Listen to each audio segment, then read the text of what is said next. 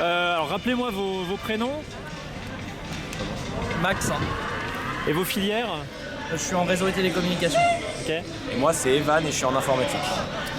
Bon, on a bien marché, bien crié aujourd'hui. Ça fait maintenant une semaine que l'IUT il est bloqué. C'est ça. Comment ça se passe? Ça se passe bien.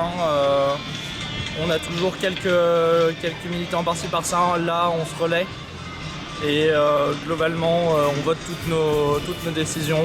C'est assez cool. Et la direction discute beaucoup avec nous. Donc ça permet un vrai échange. Vous êtes réunis en assemblée générale pour organiser par exemple la journée de mardi, ouais. On s'est pas réunis en assemblée générale, on a fait tourner l'information plutôt par les réseaux, du bouche à oreille, etc. Notamment parce que il y avait la manifestation d'aujourd'hui et évidemment qu'on était là pour représenter en cortège étudiant. On a invité tous ceux qui voulaient, toutes celles et ceux qui voulaient à nous rejoindre depuis le lycée Le Dantec. Désolé, j'ai plus beaucoup de voix.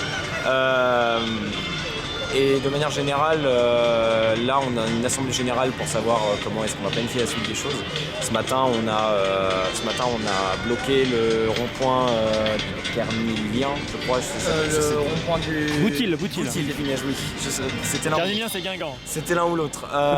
Le rond-point du Boutil, donc ouais, on a bloqué une des voies de la voie express et on a fait un blocage filtrant pour aussi montrer que on s'arrête pas à gueuler dans une manifestation. On est prêt à aller jusqu'au bout tant que ce sera parti. Comment ça se fait que ça a pris il y a une semaine finalement après l'utilisation du 49.3, ce qui signifie aussi que la loi elle est prétendue adoptée, sauf grosse surprise quand même au Conseil constitutionnel, c'est pas là que ça va se jouer, donc en fait ça semble plus difficile aujourd'hui de faire tomber ce texte, non? En fait, jusque-là, ça a toujours été compliqué pour nous de nous investir au vu du règlement de l'unité et tout ça. Et avec l'utilisation du 49.3, il y a vraiment cette colère qui a éclaté parce que c'est anormal d'utiliser le 49.3 dans ces conditions et que c'est totalement antidémocratique. Je pense que vous allez peut-être confirmer cette impression, mais les images des barricades à Paris et du jeu de chat et la souris entre manifestants et policiers qui souvent se terminent en arrestation ou en coup de matraque, ça a pu créer un déclic, non? Vous en discutez ça sur les piquets de grève? On en discute souvent en fait, on essaye de faire en sorte de pas non plus trop, comment dire, je dirais pas provoquer, mais de pas trop faire d'actions violentes. C'est pour ça que quand il y a eu les légers débordements à Botorel, qu'il y en a qui ont commencé à lancer des trucs, on a préféré faire en sorte de renvoyer le cortège directement plutôt que de rester plus et de risquer des débordements plus importants. Parce qu'on n'est pas là, pour se battre avec la police. On n'est pas là pour se battre avec la police. La police est citoyen comme nous. Ils peuvent pas manifester aussi facilement que nous et ils peuvent pas exprimer forcément leurs opinions. Mais on est là pour le faire et pour exprimer les opinions de tout le monde et prendre en compte aussi. Si l'État fait pas de démarche démocratique, ce sera à nous de le faire. Prochaine échéance dans cette mobilisation. D'ailleurs, est-ce que vous avez des liens avec les autres établissements Oui. Alors, extérieurs à Lannion?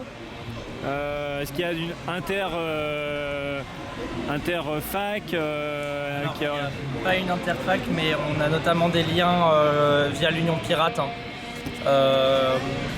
qui nous permet de discuter notamment avec Rennes 1, Rennes 2, différentes facs dans le pays. D'avoir des points de vue externes. Et d'avoir des points de vue externes. Et ça nous permet vraiment de discuter entre nous et de faire des mouvements aussi plus conjoints, comme l'opération Ville Morte qui s'est passée ce matin, qui a été refait dans plusieurs villes de Bretagne pour justement avoir. C'était un appel général. Qui partait de Rennes 2, hein, c'est ça? C'est ça. De la Maison du Peuple. La maison du peuple. Ça partait pas des syndicats, c'était hors. Non, c'était un appel plus. Enfin, c'était pas les syndicats qu'on entend énormément. C'est plutôt un appel à la mobilisation et surtout un peu en soi à la désobéissance citoyenne. Parce qu'on nous demande de respecter des lois dans des situations où on ne respecte pas la démocratie.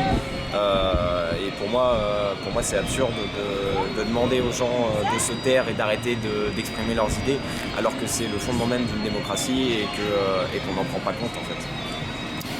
Très bien, bah merci à vous. Puis c'est l'heure du sandwich, quoi. La merguez CGT, quoi.